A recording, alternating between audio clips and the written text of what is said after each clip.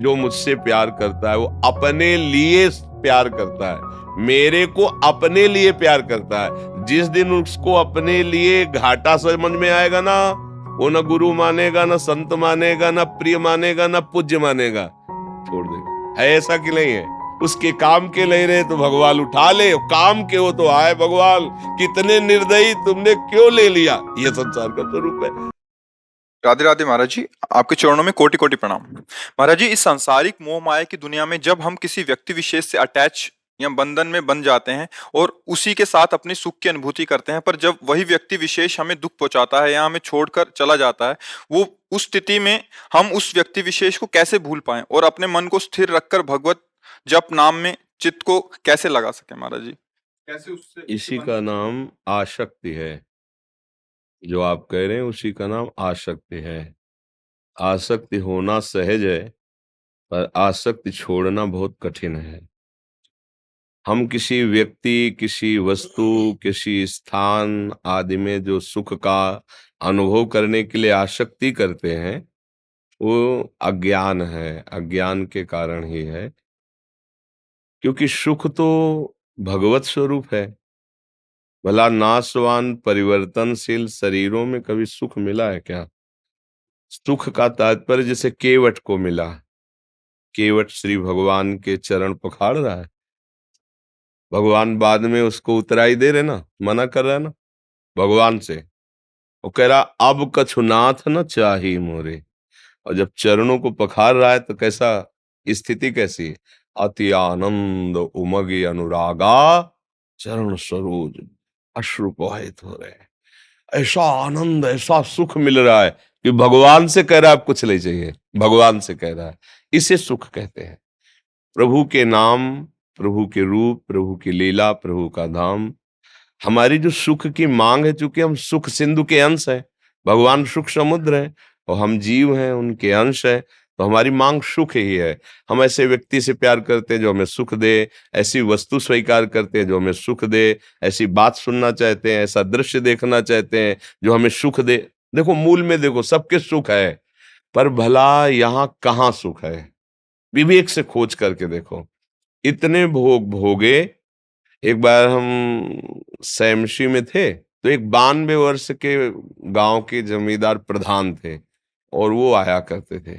तो एकांत में उनसे उनका, बाबा हम मतलब बुरा मत मानना, मैं केवल पूछ रहा हूं अपनी जानकारी के लिए, कि जब मेरे मन में ऐसी कोई स्फुरणा होती है तो मुझे बहुत जलन होती है, क्योंकि हमारे मार्ग के विरुद्ध है। तो हमें लगता है कि मन को हम समझाते हैं कि बस 20-30 वर्ष की बात है, इसके बाद तो शांत होता है। आपका क्या अनुभव है? वो 92 वर्ष के थे। तो उनका, महाराज अभी तो आप बच्चा ही हैं, कहने में हमें शर्म लगती है, पर हम 92 वर्ष के हैं, पर हमने जैसा मन बचपन में देखा था, जवानी में देखा था, वैसे ही आज है। मैं योग्य किसी के नहीं हूँ, पर मन की दशा वही। अब हमको भयंकर भय लगा कि इस मार्ग में मुझे इस पर तो विजय प्राप्त करनी पड़ेगी, ये अवस्था के अनुसार तो नहीं जाएगा। फिर परमहंस श्री स्वामी ओंकारानंद जी महाराज, ब्रह्मलीन महापुरुष थे, उनसे फिर प्रश्न किया कैसे इस पर विजय प्राप्त की। फिर उन्होंने साधन पद्धतियां बताई गुरु कृपा से। तो ये जो हम सोचते हैं कि इन भोगों के भोगने से सुख मिलेगा, सच्ची बात देखो, आप लोग तो गृहस्थी में हो, कहाँ आपको ऐसा लगा कि अब कृत्य भयो मैं, हे नाथ आज मैं तृप्त हो गया, अब नहीं चाहिए।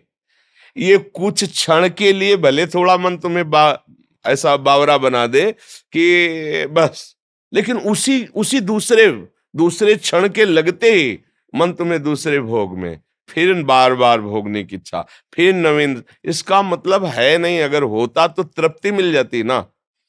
तो हम अगर किसी व्यक्ति से या वस्तु से, आप तो व्यक्ति की बात कर रहे हैं, कितने ऐसे नशेबाज लोग हैं जो कहते हैं मैं ये नशा नहीं छोड़ सकता, इसके बिना मैं जी नहीं सकता।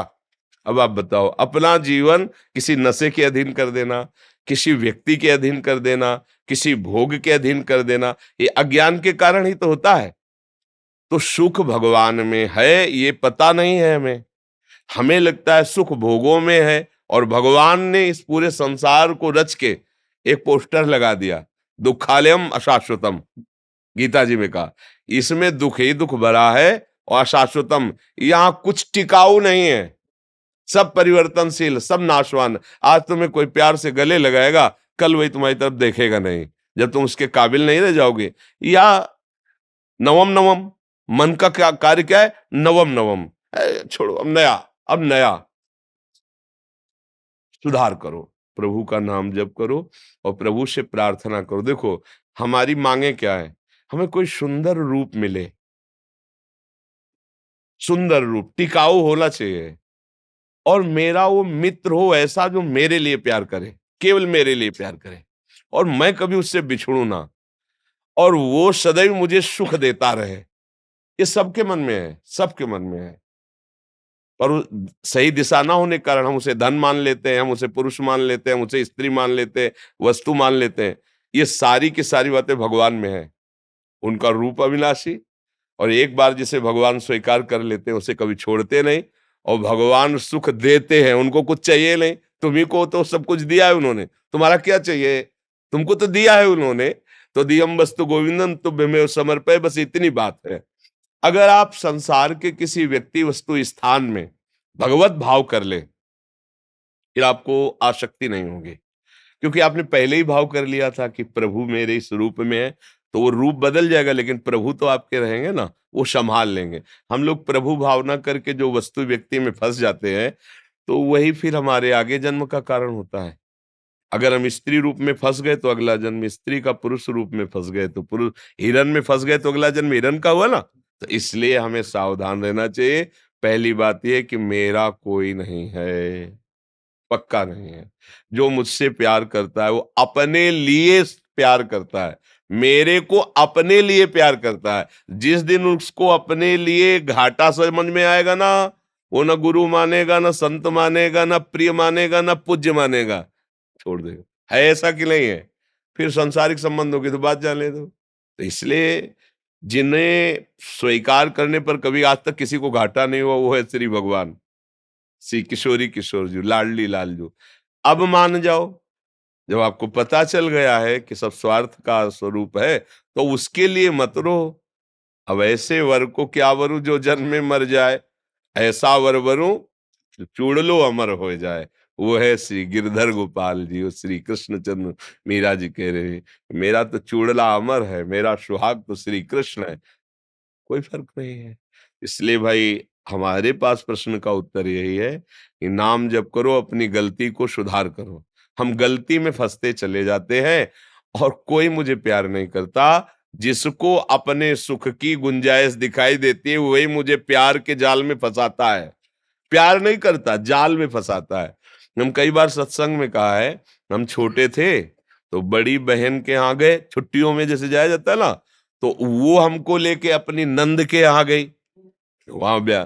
तो वहां जब गए तो बड़ा मकान बना हुआ था, बढ़िया अच्छा। तो हम तो बच्चे ही थे, तो उसके जो पति थे वो एक कमरे में, सड़े से कमरे में पड़े थे। तो ऐसे से बुलाया, नजदीक गए।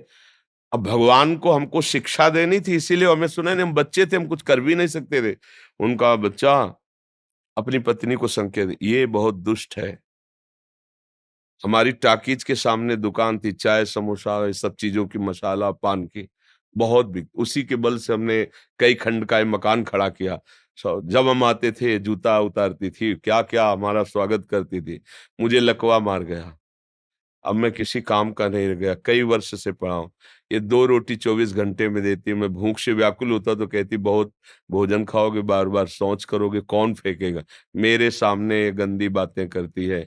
मतलब दृश्य बोध, अब पड़ा है, उठ सकता नहीं, मेरे को किसी से मिलने नहीं देती, किसी को आने नहीं देती, क्या करूँ? उस समय मुझे कुछ खेल-खेल में हम चल दिए। लेकिन जब हम बाबा जी बने, चिंता की आए, वो बात आई कि यार संसार का इतना, वो बढ़िया उदाहरण लगा कि जब वो बलवान था, कमा रहा था, तो आते ही जूते-मोजे उतारे जाते थे, और जब वो लकवा मार गया, तो उसी के सामने उसके प्यार की धज्जियाँ उड़ाई जाती है, और उसको भरपेट भोजन उसी की कमाई का उसको नहीं। ये संसार है। अपने सुख के लिए सारी बातें हैं, ऐसे ही सबका संबंध समझ लो। जिस दिन अपना सुख, हम एक जगह थे, तो एक वृद्धा महिला आई, अपने पति के लिए कह रही थी, महाराज भगवान से मनाओ कि उनको उठा लें। तुमको उठा लें का मतलब क्या, गिर पड़े हैं? बोले नहीं, वो पड़े पड़े हगते रहते, बड़ी दुर्गति प्राप्त करे, उठा लें। तो हम कहा तो लड़का है, बहू है, तुम है, सफाई करो, उनकी सेवा करो।